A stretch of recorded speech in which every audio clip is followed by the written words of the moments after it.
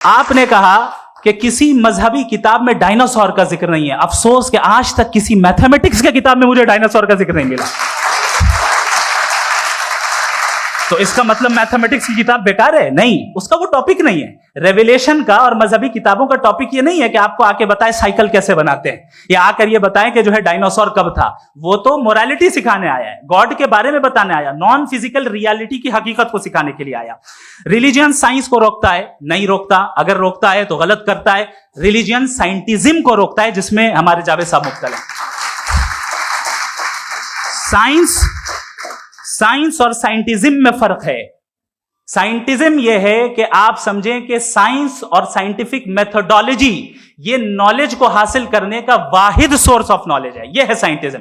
हम इसे रिजेक्ट करते हैं। हम साइंस को तो तरक्की करते हैं, भाई आप हमारी पूरी तारीख कर लें, पढ़ लें तो आपको पता चल जाएगा। बहरहाल ये अलग टॉपिक है। उसके बाद इन्होंने एक लफ्ज कहा, वेटिकन ने फतवा दिया। वेटिकन का फतवे से कोई ताल्लुक नहीं है, दोनों कॉन्ट्राडिक्टरी अल्फाज हैं। उसके बाद उन्होंने कहा कि भाई हमें नहीं मालूम। अगर नहीं मालूम तो क्लियरली कह देना कि नहीं मालूम है, इसमें क्या हरज है? तो वही तो मैं कह रहा हूं ना कि आप कह दें कि नहीं मालूम, लेकिन क्लेम क्यों कर रहे हैं कि गॉड एग्जिस्ट नहीं कर रहा है?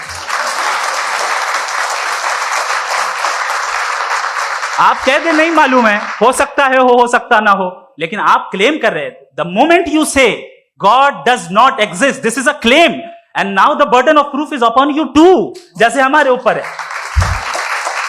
और क्यों है मैं बताता हूं, क्यों है ये भी मैं बताता हूं। फिलोसॉफिकली जो क्लेम होता है ना, सिर्फ ये नहीं होता कि इंसान कहे पॉजिटिव क्लेम करे और नेगेटिव क्लेम करे तो बर्डन ऑफ प्रूफ नहीं है। आप मिसाल के तौर पे मैं कहूं कि फुला उस कमरे में कोई नहीं है, मैंने एक नॉलेज का क्लेम किया है। उस कमरे में कोई नहीं है, मैंने एक नॉलेज का क्लेम किया। या तो मैं कहूं मुझे नहीं पता, हो भी सकता है नहीं भी हो सकता है, this is not a claim. लेकिन जब मैं कह रहा हूं कि वहां कोई नहीं है या मैं कह रहा हूं वहां कोई है, दोनों क्लेम है और दोनों के ऊपर बर्डन ऑफ प्रूफ है। हमारे ऊपर भी बर्डन ऑफ प्रूफ है। मैंने कंटिजेंसी आर्ग्यूमेंट दिया, इसे तोड़कर दिखाइए। आखिरी चीज, इन्होंने कहा कि खुदा दुनिया बनाने से पहले 150 साल पहले या करोड़ों साल पहले क्या कर रहा था। अरे हजरत, चलें बहरहाल मैं जवाब दे देता हूं। आप हमारे रिस्पेक्टेड पर्सनैलिटी हैं, अगर आप नहीं होते तो मैं ऐसे एंटरटेन ही नहीं करता।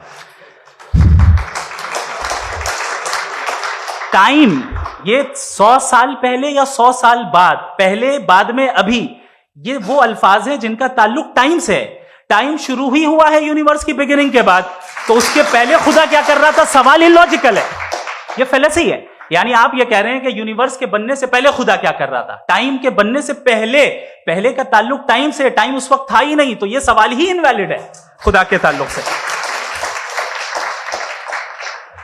दूसरी चीज, आर्ग्यूमेंट ऑफ कंटिजेंसी जो मैंने आपके सामने पेश की है, आपने बार बार ये प्रूफ किया और ये कह रहे हैं कि गॉड ऑफ गैप्स। देखिए, पहले नहीं मालूम था, साइंस ने कर दिया। सिंपल की मिसाल से मैं समझा देता हूं। जिस गैप्स की आप बात कर रहे हैं ना, साइंस उन गैप्स को जिन चीज के जरिए भी प्रूव करेगा वो कॉन्टिजेंट ही होगा। अब चाहे वो फोर्स हो, मैटर हो या एनर्जी हो। लिहाजा सवाल हमारा उस वक्त भी वैलिड होगा जब तक कि आप नेसेसरी बीइंग पे ना आ जाएं। और इन्फिनिट रिगरेस पॉसिबल नहीं है of causes in practical world, तो जाहिर है कहीं रुकना पड़ेगा। जहां रुकेंगे वही खुदा है। दूसरी चीज, आपने ये कहा, क्या कह रहा था मैं, किस पॉइंट को? What? Oh no, after that, just now.